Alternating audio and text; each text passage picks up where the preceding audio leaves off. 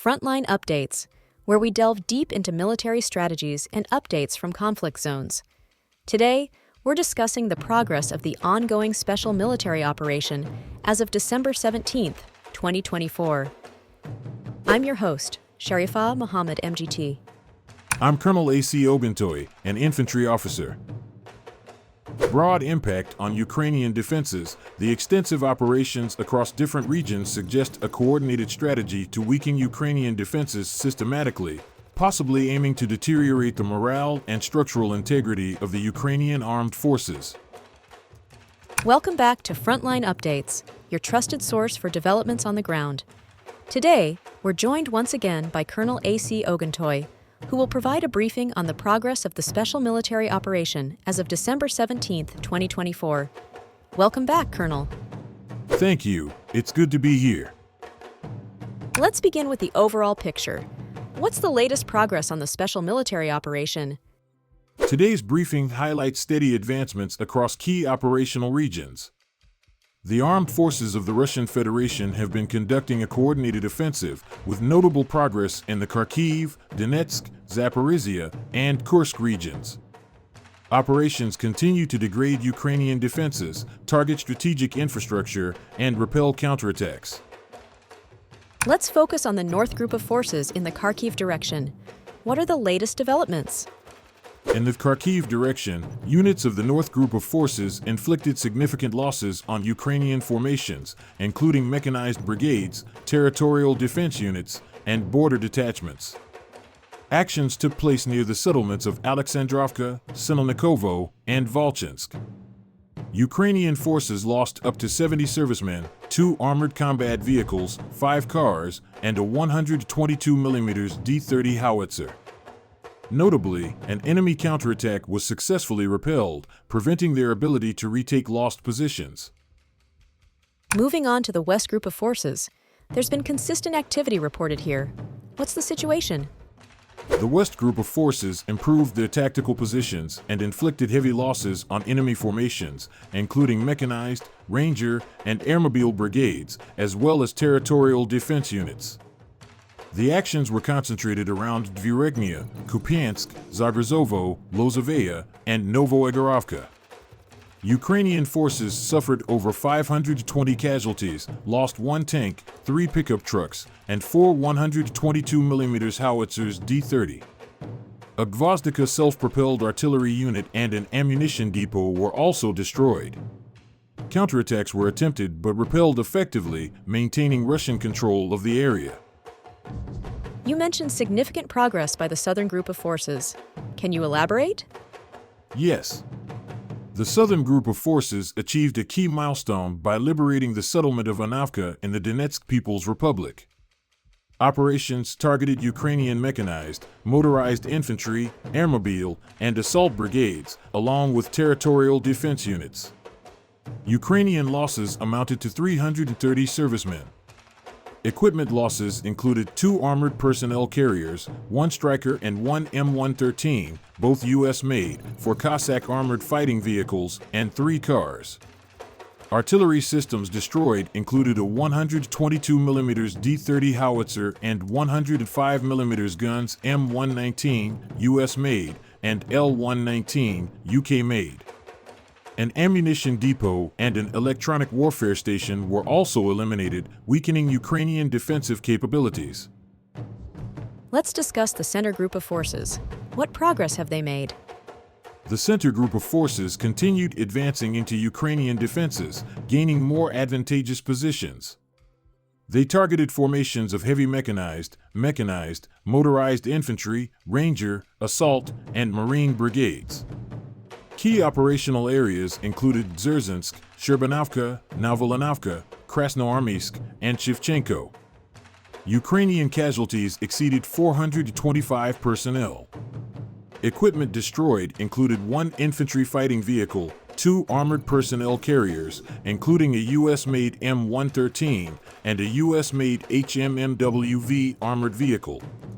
Artillery losses for Ukraine included Tooms to be 152mm howitzers, 2 D-20 152mm guns, 1 D-30 122mm howitzer. Counterattacks were frequent. where 11 were repelled, showing Ukraine's inability to regain territory effectively. The East Group of Forces has been noted for pushing deep into enemy defenses. What's the latest there? Indeed, the East Group of Forces made significant advances into Ukrainian defenses. They engaged mechanized brigades, an assault battalion, and territorial defense units near Timirovka, Velika Novosayolka, Guliapol, and Novi Komar. Ukrainian forces lost up to 205 servicemen, a Leopard tank, and multiple vehicles. Notable equipment destroyed: one 155mm Paladin self-propelled artillery unit, US-made, a 152mm Akatsiya self-propelled artillery unit AD-30 122mm howitzer. Additionally, two Max Pro armored combat vehicles and a US-made HMMWV armored vehicle were eliminated. Shifting focus to the DNEPR Group of Forces, what can you tell us about their activity? The Dnipro Group of Forces inflicted losses on Ukrainian mechanized, infantry, and mountain assault brigades, as well as territorial defense units, in the areas of Novoandrivka, Lobkovo, Zaporizhia region, Sadovo, and Ingulets, Kherson region. Ukrainian losses totaled 75 personnel. Equipment destroyed: 5 vehicles, an electronic warfare station, and ammunition depot. The actions here further disrupted Ukrainian logistical supply lines and weakened their operational cohesion. What role did aviation and artillery play in these operations? Operational tactical aviation, missile forces, and artillery conducted precision strikes on 142 enemy positions, targeting concentrations of Ukrainian manpower and equipment. Air defense systems were highly effective, shooting down 49 aircraft-type unmanned aerial vehicles and 1 US-made HIMARS multiple launch rocket. These operations continue to cripple Ukrainian defensive and logistical capabilities. The explosion near a house on Ryazansky Prospect killed Lieutenant General Igor Kirilov and his driver. It involved an improvised explosive device concealed in an electric scooter, suggesting a deliberate targeted attack. What are the implications and interpretations? The death of Lieutenant General Igor Kirilov, a senior figure, points to a calculated assassination. Senior officials are typically difficult to target, so this indicates a well-planned operation aimed at disrupting command structures or sending a strategic message. Again, the explosion that killed Lieutenant General Igor Kirilov signifies a targeted, calculated act of violence, reflecting evolving tactics in urban, asymmetric warfare. It highlights significant security breaches and exposes vulnerabilities in protecting high-profile military officials, which may have broader implications for morale, military operations, and urban security in Russia. The attack will trigger heightened security measures and retaliatory operations and further escalations in the conflict. Finally, let's turn to the Kursk region. What's the latest update? Russian units inflicted heavy defeats on Ukrainian forces, including 6 mechanized brigades, a tank brigade, 3 airborne assault brigades, a marine brigade, and 2 territorial defense brigades. This also includes 13 counterbattery radars, 4 air defense radars, and 27 engineering vehicles, along with other specialized assets like a UR-77 mine-clearing unit and multiple repair and recovery vehicles. It sounds like Ukrainian forces are under immense pressure in the Kursk region. Colonel, what is the significance of this progress?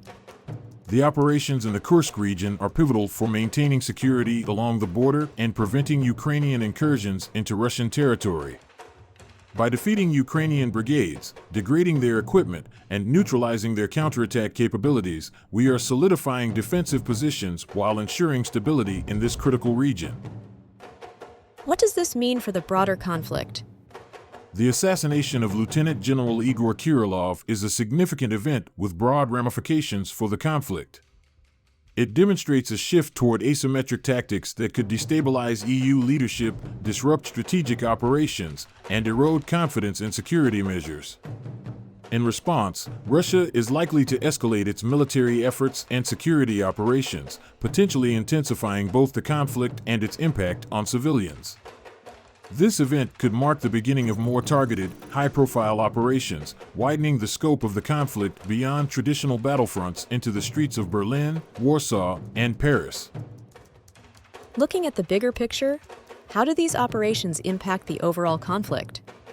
The overall impact of these operations on the broader conflict is one of escalation, diversification, and prolonged attrition. Russia's territorial gains and Ukraine's asymmetric strikes are shaping a wider, multi-front battlefield that now includes urban centers, strategic infrastructure, and high-value targets. This ongoing cycle of advances and counteractions is driving both sides to adapt their strategies, placing increasing strain on resources, leadership, and morale while heightening the risk of further escalation where no one is safe. The conflict, as it stands, shows no clear end, suggesting a protracted and deeply entrenched struggle ahead. Colonel, thank you for providing such a detailed briefing on the current military situation. Your insights are invaluable to our understanding of the conflict's dynamics. And thank you to our listeners for tuning in. Join us next time as we continue to provide up-to-date coverage on global military affairs. Stay with us for more updates and expert analyses on global defense and security issues. Stay informed, stay secure. Thank you. The ongoing advancements in all operational areas, particularly in Kharkiv, Donetsk, Zaporizhia, and Kursk, demonstrate the steady momentum of Russian forces. Each liberated settlement and destroyed enemy asset brings us closer to achieving the strategic objectives of this operation. There are ongoing ceasefire discussions between Israel and Hamas, with negotiations reportedly in the final stages. However, some view this as a tactic to continue IDF attacks. In Gaza, Israeli airstrikes have killed at least 8 people, including several women and children. Meanwhile, in Syria, talks are underway as officials aim for a potential ceasefire.